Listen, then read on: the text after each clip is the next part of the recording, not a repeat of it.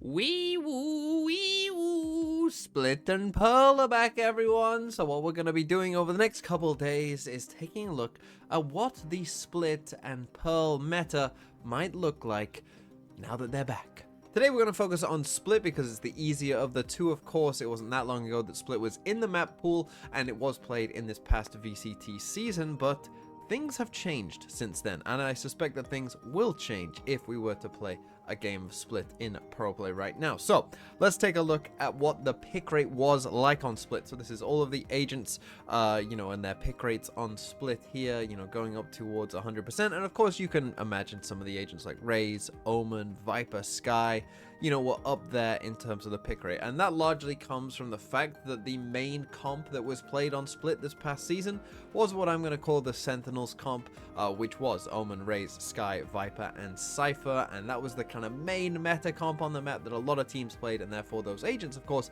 have a pretty high pick rate. However, looking at, other agents that were also sometimes played, you've got Astra. We'll get to Astra later, of course. You've got Breach, potentially, having a decent percentage pick rate. Fade was picked quite a bit sometimes. Jet, of course, in the double duelist. Even Yoru in some double duelist ideas as well. So there were some options being played outside of the main meta comp, but now I think things will change somewhat. So, of course, the main change for me is Neon. Right now we are just in a bit of a Neon fetish, right? There's a lot of people who seem to think that Neon is very, very, very, very strong, and you should be playing Neon basically as much as you can, so long as that you have someone who is very good at Neon. And of course, in ranked that is true as well, right? If you can play Neon at a high level, then Neon's going to be pretty good on this map. And so I would suspect that Neon would be getting picked quite a bit more. However, that's going to come in two different variations, right? There's the side of Neon where you pick Neon alongside a Raze and you play a double duelist super aggro type comp, and there's also the Neon where you play a Neon instead of a Raze. So let's take that first example of playing the double duelist, and we did see some double duelist comps, like the Fnatic comp who were playing a Raze Yoru instead. But whether it's Neon Raze or maybe it's Neon Yoru or whatever it might be, right? But some kind of double dive, double duelist on Split, we have seen it find some success, and I do suspect that, this kind of version could also find some success, where you basically just blitz it. Your attack side is basically just, we're going A, we're going B, run a fake every so often, and that's basically our attack side. And then on defense side, of course, you're going to probably be pretty aggressive as well. Now, in these kind of comps, what you would probably suspect to see alongside them is a smoke, probably Omen, I would guess. Most likely a Cypher in there as well, and then probably a Breach like Fnatic did in their comp. So for those agents as well, that would be pretty good for an agent like Breach if we did go towards a kind of double duelist dive stuff. But even if we didn't go double duelist, I still think that Breach would be a pretty big winner alongside Neon as well, because you often see in these Neon comps, right, whether it's on any map really, Sunset, Lotus, whatever it might be, where people have been playing Neon, they're often playing it with a Breach because of the kind of synergy that those agents have.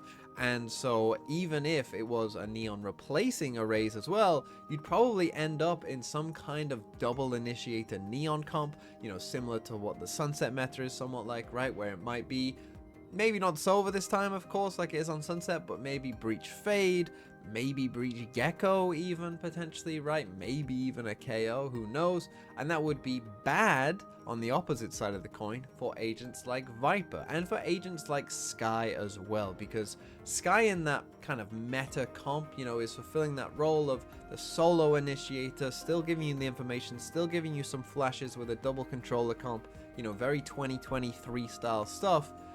But if we did move towards more Neon and the kind of, pace that plays that and just everything that goes along with it, I'm not sure we would see a ton of Sky. I think you would start to move towards more Fade Breach kind of stuff rather than sticking with a Sky. So the increase in Neon, if we did see an increase in Neon, would obviously be good for certain agents like Breach and obviously Neon, and probably Cypher as well, to be honest, but probably pretty bad for agents like Sky and Viper. The other thing that we have to consider when it comes to Split now is, of course, the Astra versus Omen debate, now that we have the Astra buffs, because Split is a map that has kind of gone back and forth of what the preferred option is between Astra and Omen. If we go back into 2023, the main meta on Split was actually playing Astra Viper with a Jet Raze double duelist kind of stuff. Obviously, this past season, it has very much shifted over towards Omen instead, as people kind of just thought that Omen was clearly better than Astra in most aspects. Now, what's interesting is as I've been doing the stats over these past couple years of VCT, whether it's been Astra preferred or Omen preferred, Omen has always statistically done better on split. Omen has always been the kind of, statistical best option of those two, who often are coming up head to head in these team comps. And as I said, Omen has often been the victor in that kind of scenario. So even though Astra has been buffed, and I think most people think that Astra is pretty good, statistically teams should be sticking with Omen. And I think where we are in the game right now, so long as Omen doesn't get a nerf, I think most people would stick with Omen. But what about some wildcard picks as well? Maybe some agents who, haven't seen a ton of play. Maybe on this graph they weren't super high up, right? Some of these agents that we haven't seen a ton of. Well, there is a couple in there that I think you might see a little bit of now. One of them, of course, is Deadlock, because if we don't go as far towards Neon as maybe, you would expect, and look, Raze is very, very good on split, right? We all know that Raze is very, very good on split. Well, we have started to see, like quite a bit of Deadlock in general, and people seeming to like, that agent now, and obviously we know the synergy that Deadlock has with Raze, so I don't think it's a crazy stretch to say that, if someone did want to kind of go all in on that combo, that is a legitimate way that you could play split as well. Another agent did see a little bit of play, and maybe now would see a bit more or be more of a consideration, is Chamber, because Chamber of course got buffed, with the size of the teleport there, and Chamber did see a little bit of success with teams like Foot on split as well in this past season, so maybe that's a direction that, if some team has, an old Chamber main that used to dominate the game on that agent, maybe they think that, split is a good chance, for kind of a free slot. Don't necessarily need to play like a full true info sentinel if you don't want to. So maybe just having a bit of that information plus the, the threat of Chamber in general could be a decent direction to go as well. But then of course there's also Vice, right? And at this point no one has even probably come up with any setups for Vice on split because there's not been any need to at this point. But I could assume that particularly if we did go into a faster kind of, all send it meta, that Vice would be pretty decent on split, to be honest, with the way that the Thorns would work on that map, covering a pretty large area of some of those more crowded spaces, the walls sectioning people off. I can already think of multiple good positions to put that in, just based off the cipher trips that you often use as well. So Vice could be a, viable option as well. And then finally, there are some future buffs that we know are coming, like the Phoenix buff, that might make an impact as well. But it's not just Phoenix, because whilst we know that the Phoenix buffs are coming, there's also another agent who used to be meta on split that is getting a buff that you might not have considered, which is Sage. Now, we don't know what changes Sage exactly will be getting, but the devs have confirmed that Sage is getting a change. Right, so whatever that buff is, if it is a meaningful buff that gets Sage into a decent area, we already know that Sage, and I'm sure many of you in your ranked games have played with or against Sage many times on split, right? Everyone knows about Sage on split, so would it be possible that a Sage buff that makes Sage, an actual decent agent? Could we see quite a bit of Sage, and would it be a good thing to do in your ranked games as well?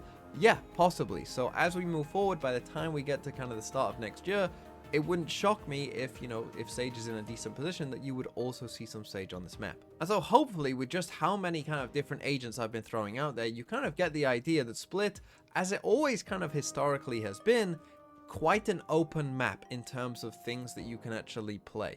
And so split, I think, is going to be one of the most interesting maps in terms of where the meta goes, because I do think there's a lot of different directions you could go in, and I'm excited to see it. For tomorrow, we'll talk about Pearl, which is really going to be, it's been a while, so we're going to have to really figure this thing out.